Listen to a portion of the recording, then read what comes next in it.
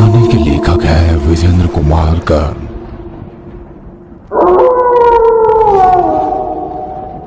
अमावस की वो काली रात अजीब सा सन्नाटा ओढ़े लेटी हुई थी। रात के 11 बज रहे थे। बीच बीच में कभी कुत्तों के भौंकने या कभी उनके रोने की आवाज आती तो वो सन्नाटा भंग होता। उस स्याह काली रात के अंधेरे में जब दुनिया नींद की आगोश में थी, तब शमशान में स्थित सबसे पुराने पीपल के पेड़ के नीचे कुछ हलचल हो रही थी। जिस शमशान में दिन में भी लोग आने से डरते हैं, उसी शमशान के पीपल पेड़ के नीचे 28-29 साल का एक नौजवान सूर्यकांत बहुत ध्यान से कुछ तैयारियों में जुटा हुआ था। उसके मोबाइल का टॉर्च जला हुआ था और उसने उसे एक पेड़ के नीचे एक पत्थर से टिका कर रखा था। टॉर्च की रोशनी में वो खुद एक झोले से कुछ सामग्री निकाल कर पेड़ के नीचे इकट्ठा कर रहा था। कुछ ही देर में वो अपने साथ लाए झोले का सारा सामान जमीन पर निकाल चुका था।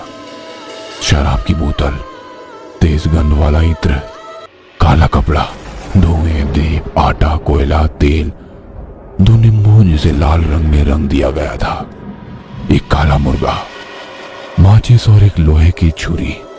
सूर्यकांत ने अपने सारे वस्त्र एक स्थान पर उतारे और नग्न अवस्था में आ गया। फिर उसने एक गोला घेरा बनाना शुरू कर दिया। सबसे पहले उसने आटे का घेरा बनाया, उसके बाद कोयले का घेरा। तीनों घेरे तैयार होने के बाद वो उस घेरे के अंदर पालथी मारकर बैठ गया। कुत्तों के रोने की आवाज अब बंद हो गई थी। हालांकि बीच बीच में झिंगुर की आवाज आती। पेड़ पर कुछ जुगनू मंडरा रहे थे। ऐसा लग रहा था कि किसी ने पेड़ की डाली पर कोई बल्ब बांध दिया हो। लेकिन सूर्यकांत इन सब बातों से बेखबर पूरी तल्लीनता से वो कर रहा था जिसके लिए वो यहां आया था। सूर्यकांत बहुत सावधानी से अपने साथ लाए इत्रों को चारों दिशाओं में छिड़क रहा था।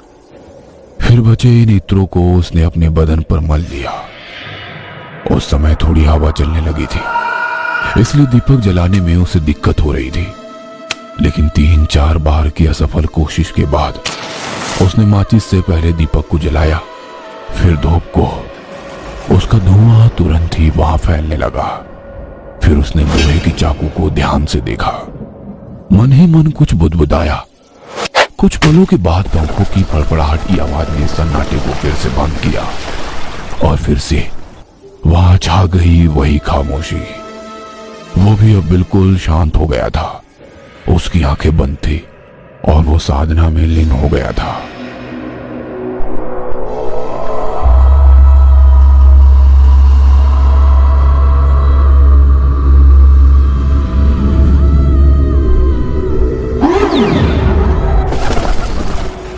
पिछले 1 सप्ताह से वो हर रात शमशान में आकर यही प्रक्रिया बार बार किए जा रहा था। हर रात सभी सामग्रियों के साथ वो शमशान में आता और आधी रात से साधना शुरू कर देता। ये साधना सुबह के 3 बजे तक चलती। फिर वो वापस अपने घर लौट जाता। लेकिन आज जब उसने अपनी साधना समाप्त की तो उसके दिमाग में एक ही चीज चल रही थी। कुछ नहीं हो रहा, कोई फायदा नहीं इन सब का, सब गलत है।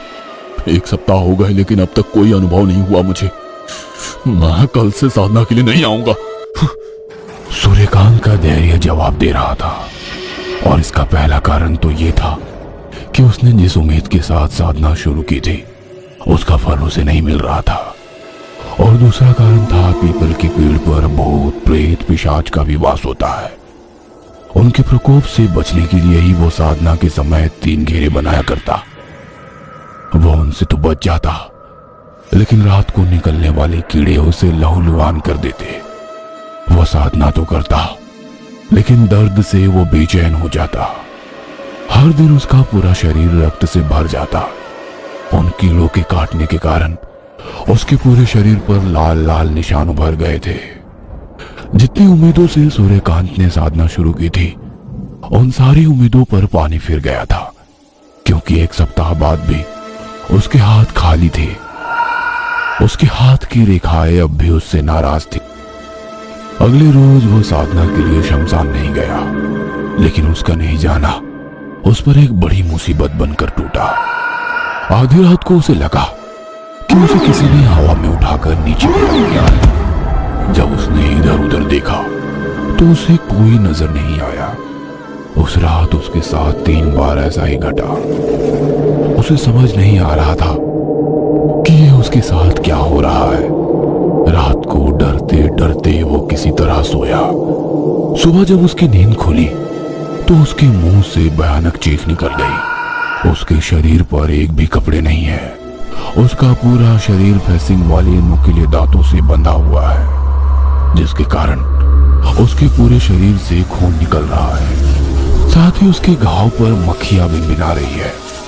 वह एक तरफ से मक्खियों को भगाता है तो मक्खियां दूसरी तरफ जाकर बैठ जाती है। उसके शरीर से निकला खून धीरे धीरे जमीन पर इकट्ठा हो रहा था। उसके घाव पर मंडराने वाली मक्खियों ने अब अपना स्थान बदल लिया था और अब वो जमीन पर जमा खून पर भिनभिना रही थी। यह देखकर सूर्यकांत जोर से चीखता है, लेकिन ये क्या? चीख के बाद उसकी नजर अपने शरीर पर जाती है तो वह देखता है कि वो तो बिल्कुल ठीक है। ना तो उसका शरीर बंधा हुआ है और ना ही उसके शरीर से खून ही निकल रहा है। वह मक्खियां भी तो कहीं नजर नहीं आ रही थी। अगली रात भी उसके साथ वही हुआ, लेकिन इस रात का अनुभव पिछली रात से भी भयानक था। आधी रात के बाद उसे ऐसा लगा कि कोई स्त्री उसे लगातार घूरे जा रही है। उस स्त्री के मुंह से रक्त की बूंदें टपक रही है। मांस का एक टुकड़ा उस स्त्री के मुंह में है और जब सूर्यकांत की नजर अपने शरीर पर जाती है तो वो देखता है कि वो मांस का टुकड़ा उसी के शरीर से नोचा गया है, जिसके कारण खून की धार फूट पड़ी है। उसकी चादर उस खून से भीग गई है। दर्द और दहशत में आकर जब वो जोर से चिल्लाता है तो आसपास की सारी चीजें उसे फिर से सामान्य दिखाई देने लगती है। लगातार घट रही ये घटनाएं उसे पागल बना रही थी। एक दिन जब वो उदास सा कमरे में बैठा अपने पंखे को गौर से देख रहा था, तभी उसे कुछ याद आता है। सूर्यकांत को अपनी गलती का एहसास होता है। उस रात वो फिर से शमशान में साधना के लिए चला जाता है। 2 दिन तक उसके साथ कुछ नहीं घटता, लेकिन तीसरे दिन से उसे ऐसा लगता था कि जब वो मंत्र जाप कर रहा होता है तो कोई औरतें बातें कर रही हैं, लेकिन वो क्या बातें करती उसके समझ में ये नहीं आता।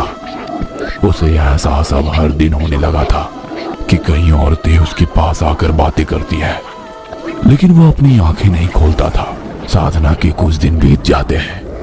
एक रात उसे ये समझ में नहीं आता है कि मंत्र जाप के समय कई औरतें नहीं बल्कि सिर्फ एक औरत की आवाज उसके कानों में आ रही है, जो उससे कह रही है, ये सब क्यों कर रहा है तू?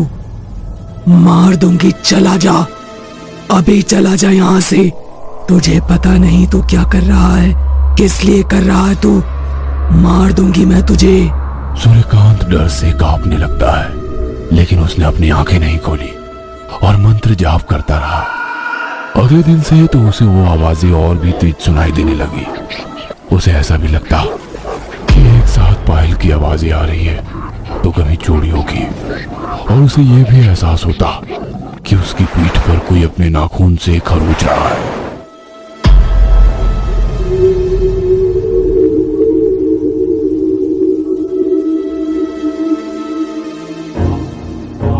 कुछ महीने बाद अपने बड़े से बंगले में बैठा सूर्यकांत शून्य में ताके जा रहा था। उसके हाथ में सिगरेट थी। बीच बीच में वो उसका एक एक कश लगाता, फिर वो कहीं खो जाता। सब कुछ तो पा लिया है मैंने, यही चाहिए था ना मुझे, लेकिन फिर भी ये अशांति कैसी है मेरे मन में? क्यों ऐसा लगता है कि जेबें भरी है लेकिन अब भी मैं बिल्कुल खाली हूँ? कुछ वैसा ही जैसे खालीपन कुछ महीने पहले था।